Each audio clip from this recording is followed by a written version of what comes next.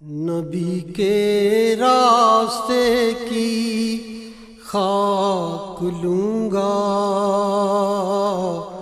میں سب سے قیمتی پوشاک لوں گا، میں سب سے قیمتی پوشاک لوں گا۔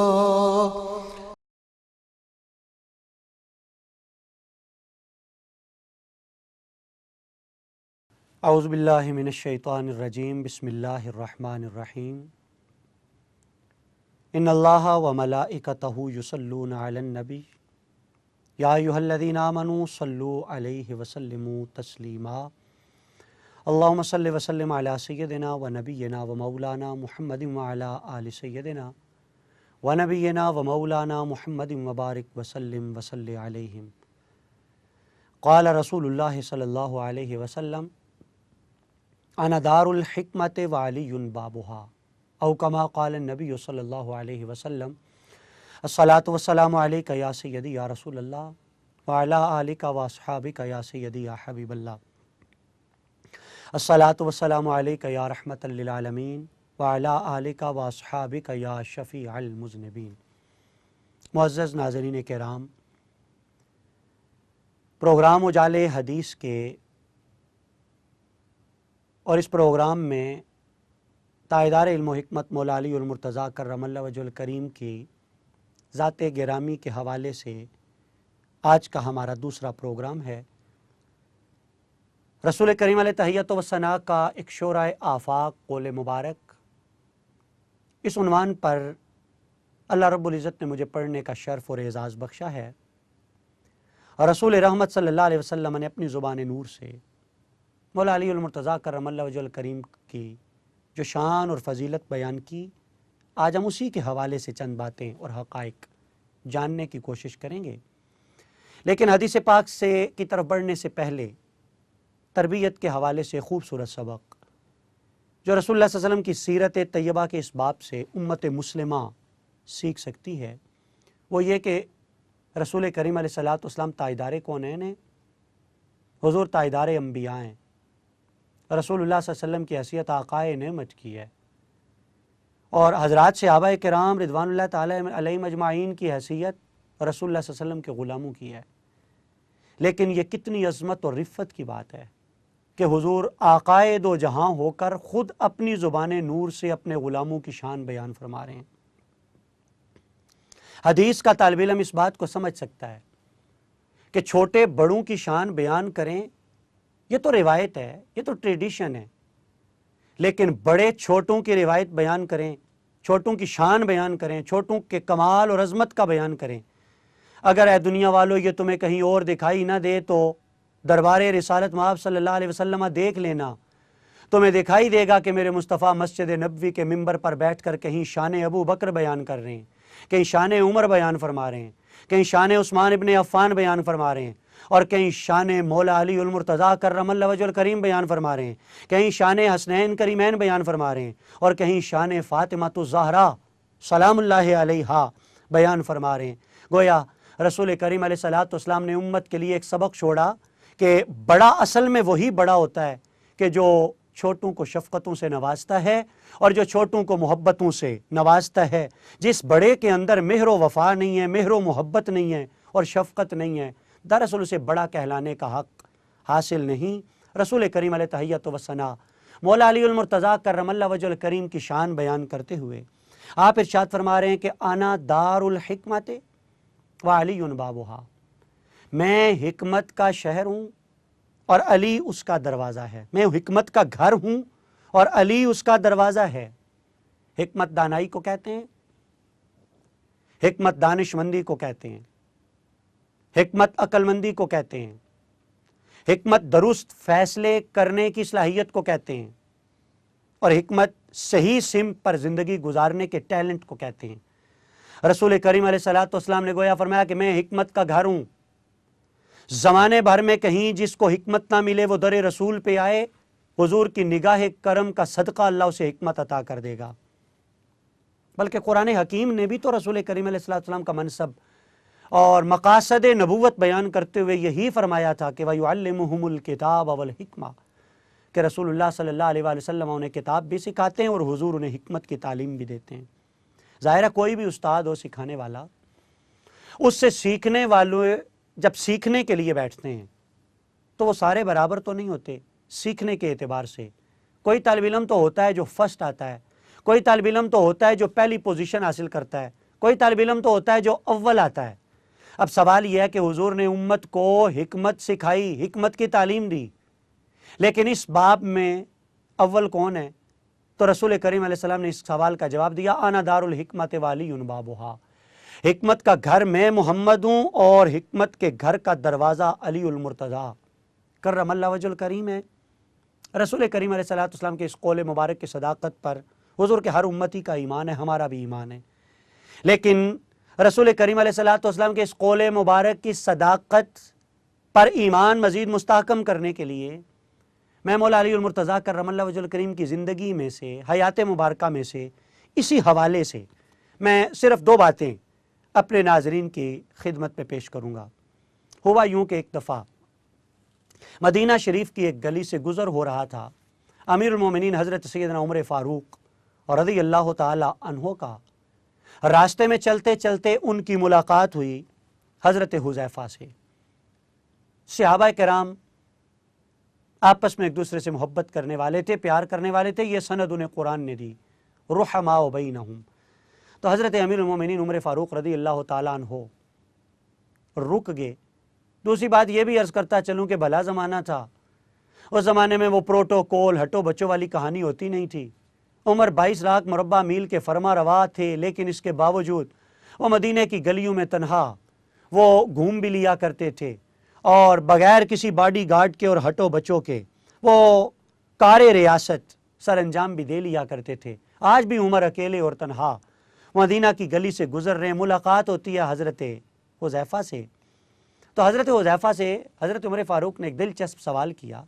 آپ نے پوچھا کیف اصبحت یا حذیفہ، اے حذیفہ تو نے آج صبح کس حال میں کی؟ آج جب تو سو کے اٹھا تو تیری کیفیت کیا تھی؟ حضرت حذیفہ نے بڑا دلچسپ جواب دیا۔ آپ نے کہا کہ اے امیر المومنین، میرا حال کیا پوچھتے ہیں، میری کیفیت کیا پوچھتے ہیں؟ میں نے صبح اس حال میں کی کہ میں فتنے سے محبت کرتا تھا، میری صبح اس حال میں ہوئی کہ میں حق کو ناپسند کرتا تھا۔ فرمایا کہ میں صبح اس حال میں نے کی کہ میں وہ بات کرتا ہوں جو مخلوق نہیں، وہ قول کرتا ہوں جو مخلوق نہیں۔ ناظرین ایک ایک بات پر غور کرتے چلے جائیں۔ کہا کہ میں وہ قول کرتا ہوں جو مخلوق نہیں، اور اس کی گواہی دیتا ہوں جسے دیکھا نہیں، اور بے وضو صلاۃ پڑھتا ہوں۔ اب ایک ایک سوال اگلے کو حیرت میں مبتلا کر دینے کے لیے کافی تھی ایک ایک بات۔ بے فتنے سے محبت کون کر سکتا ہے؟ رسول کریم علیہ السلام تو ساری زندگی فتنوں سے ڈراتے رہے، پناہ مانگتے رہے، اور حضرت حذیفہ کہہ رہے ہیں کہ میں نے صبح اس حال میں کی کہ میں فتنے سے محبت کرتا ہوں۔ حق کے اتباع کرنے کا درس اللہ کے نبی نے دیا، لیکن حضرت حذیفہ فرماتے ہیں میں حق کو ناپسند کرتا تھا، اس حال میں نے صبح کی۔ اور بندہ جو بھی بات کرتا ہے، جو بھی قول کرتا ہے، وہ مخلوق ہی تو ہے، وہ صرف خالق کا کلام ہے جو مخلوق نہیں۔ بندے کا کلام تو مخلوق ہے، لیکن حضرت حذیفہ کہتے ہیں کہ میں وہ قول کرتا ہوں جو مخلوق نہیں، اور گواہی اس کی دیتا ہوں جسے دیکھا نہیں۔ جو دیکھا نہیں اس کی گواہی کیسے دی جا سکتی ہے؟ اور کہا بے وضو صلاۃ پڑھتا ہوں۔ اب ظاہر ہے الطہور مفتاح الصلاۃ، یہ حضور کی حدیث ہے کہ وضو، پاکی اور طہارت یہ صلاح کی چابی ہے۔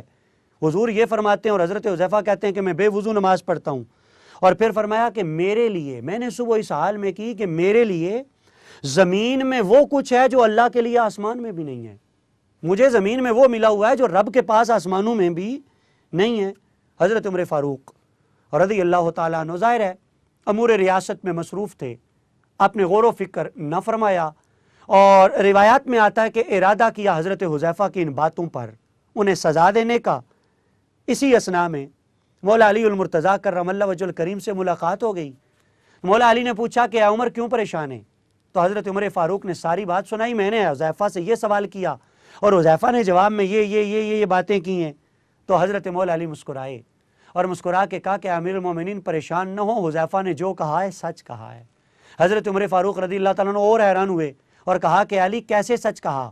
تو مولا علی المرتضیٰ کرم اللہ وجہہ الکریم نے فرمایا کہ حذیفہ نے یہ کہا کہ میں نے صبح اس حال میں کی کہ میں فتنے سے محبت کرتا ہوں، تو کیا قرآن نے نہیں کہا انما اموالکم و اولادکم فتنہ، کہ بے شک تمہارے مال اور اولادیں فتنہ ہیں؟ اور کون ہے جو مال سے محبت نہیں کرتا؟ کون ہے جو اولاد سے محبت نہیں کرتا؟ اولاد فتنہ ہے، اور ہر بندہ اولاد سے محبت کرتا ہے، یہ اس کی نیچر کا تقاضا ہے، طبی تقاضا ہے، اس کا فطری تقاضا ہے۔ تو حضرت حذیفہ کی مراد یہ تھی کہ میں نے صبح اس حال میں کی کہ میں اولاد سے محبت کرتا ہوں۔ اور پھر حضرت مولا علی نے فرمایا کہ اس نے کہا میں حق کو ناپسند کرتا ہوں، اس سے مراد موت ہے، موت حق ہے، موت پر حق ہے، اور موت کو کوئی بندہ پسند نہیں کرتا۔ حضرت حذیفہ کی مراد اس سے یہ تھی۔ اور تیسرا فرمایا کہ میں وہ قول کرتا ہوں جو مخلوق نہیں، تو فرمایا اس سے مراد قرآن حکیم ہے۔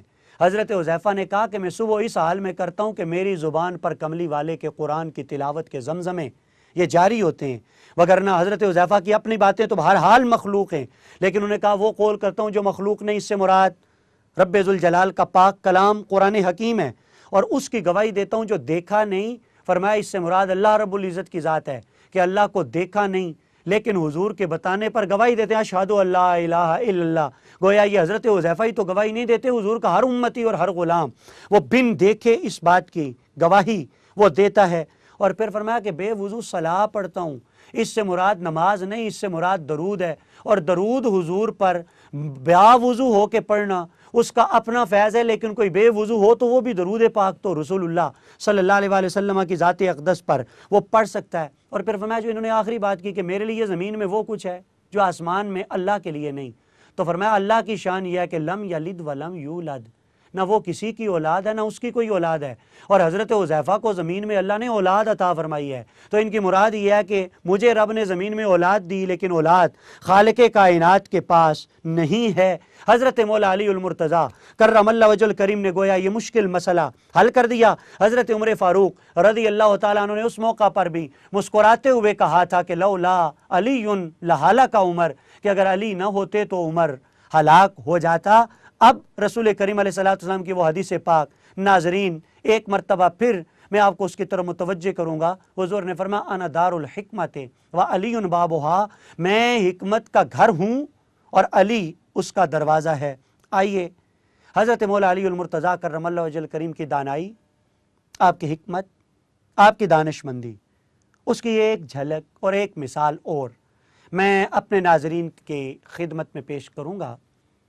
یہ اس سے پہلے یہ بات بھی ذہن میں رکھیں کہ رسول اللہ صلی اللہ علیہ وآلہ وسلم نے یہ بھی ارشاد فرمایا مولا علی کے حق میں کہ میری امت کا سب سے بڑا قاضی علی ہے، بلکہ مولا علی المرتضیٰ خود فرماتے ہیں کہ جب پہلی دفعہ رسول اللہ صلی اللہ علیہ وسلم نے مجھے ایز اے قاضی اپوائنٹ کرنا چاہا تو میں ڈرا کہ میں فیصلے کیسے کروں گا، تو رسول کریم علیہ الصلوۃ والسلام نے ایک روایت میں لعاب دہن اپنا مجھے عطا کیا اور ایک روایت میں میرے سینے پہ ہاتھ مارا۔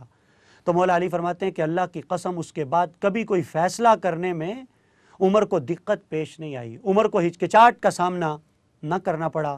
آئیے دربار علی المرتضیٰ کرم اللہ وجہ الکریم کا عدالت علی کا ایک اور فیصلہ میں آپ کی خدمت میں عرض کروں گا، یہ سنیے اور رسول کریم علیہ الصلوۃ والسلام کے قول مبارک کی صداقت پر ایمان مزید مضبوط کیجئے۔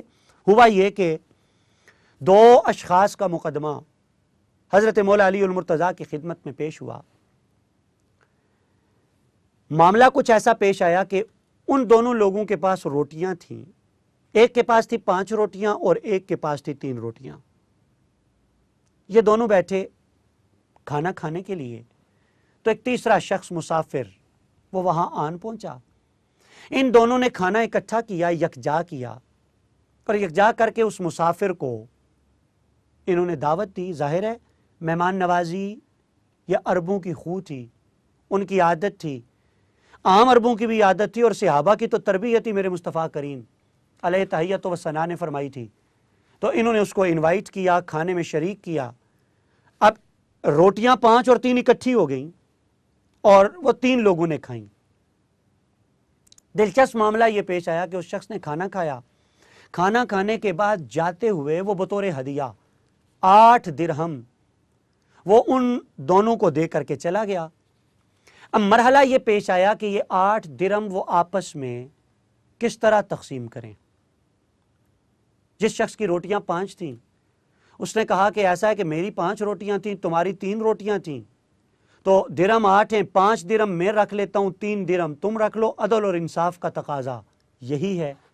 لیکن 3 روٹیوں والا شخص مانا نہ. اس نے کہا کہ نہیں، ہم نے کھانا اکٹھے کھایا ہے، کھانے میں برابر کے شریک تھے، وہ دونوں کو دے کے گیا ہے، تو ہم نے درہم برابر تقسیم کرنے. اور عدل کا تقاضا یہ ہے کہ 4 درہم تم لو اور 4 درہم میں لوں. معاملہ مولا علی المرتضیٰ کرم اللہ وجہ الکریم کی عدالت میں پیش ہوا. مولا علی نے پوری بات سننے کے بعد وہ 3 روٹیوں والے کو مخاطب کیا اور مخاطب کر کے فرمایا کہ تمہارا دوسرا فریق جو کہتا ہے وہ مان لو، اس میں تمہارا بھلا ہے، تمہاری بہتری ہے اور تمہاری بھلائی ہے، تمہارا فائدہ ہے اس میں.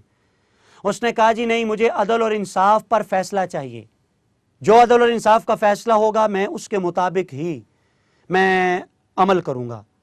حضرت مولا علی المرتضیٰ کرم اللہ وجہ الکریم نے پھر مسکراتے ہوئے فرمایا کہ اگر بات تو عدل اور انصاف کی کرتا ہے تو پھر 7 درہم 5 روٹیوں والے کو ملیں گے اور 1 درہم تجھے ملے گا. وہ شخص بڑا حیران ہوا اور حیران ہو کے کہا کہ یہ کیسے؟ تو مولا علی نے فرمایا کہ روٹیاں ٹوٹل تھیں 8، کھانے والے تھے 3، اگر 8 کو 3 سے ضرب دیا جائے تو یہ بنتا ہے 24. گویا روٹیوں کے ٹکڑے ہوئے 24، اور آپ 24 کو 3 پہ تقسیم کرو تو اس کا مطلب ہے کہ آپ میں سے ہر بندے نے 8 ٹکڑے روٹیوں کے کھائے. اب تمہاری 3 روٹیاں ان روٹیوں کے ٹکڑے اس کی 5 روٹیوں کے مقابلے میں جتنے بنے ان میں سے 7 ٹکڑے تو نے کھا لیے اور 1 ٹکڑا جو ہے وہ تیرا اس مہمان نے کھایا، جبکہ 5 روٹیوں والے میں سے اس میں 1 ٹکڑا صرف اس مہمان نے کھایا اور باقی ٹکڑے جو ہیں وہ اس نے خود کھائے. اس اعتبار سے جس کے 7 ٹکڑے اس نے کھائے اس کو 7 درہم ملیں گے اور تیرا صرف 1 ٹکڑا اس مہمان نے کھایا، تجھے صرف 1 درہم ملے گا. ظاہر ہے فیصلہ اتنا مضبوط، اتنا صائب اور دلیل اتنی مضبوط تھی کہ اس شخص کو کوئی یارہ کلام نہ رہا اور نتیجتاً 1 درہم لے کر کے وہ عدالت مرتضیٰ کرم اللہ وجہ الکریم سے وہ روانہ ہوا. یہ روایت سنتے ہوئے رسول کریم علیہ السلام کے قول مبارک کی صداقت پر یقین اور محکم اور پختہ ہوتا ہے. رسول اللہ صلی اللہ علیہ وسلم نے فرمایا آنا دار الحکمت و علی بابوہا. چلتے چلتے صرف حضرت عبداللہ ابن عباس رضی اللہ تعالیٰ عنہ کا ایک قول مبارک میں ناظرین کی خدمت میں پیش کرتا چلوں. آپ نے ارشاد فرمایا کہ جب ہمیں کسی چیز کا ثبوت علی سے مل جائے تو پھر ہم کسی اور چیز کی طرف رجوع نہیں کرتے. آئیے ہم بھی علم اور حکمت کی خیرات لینے کے لیے رجوع کرتے ہیں باب علی المرتضیٰ کرم اللہ وجہ الکریم کی طرف. اللہ تعالیٰ دروازہ علی کی یہ خیرات ہم سب کو عطا فرمائے. وما علیہ الا البلاغ المبین.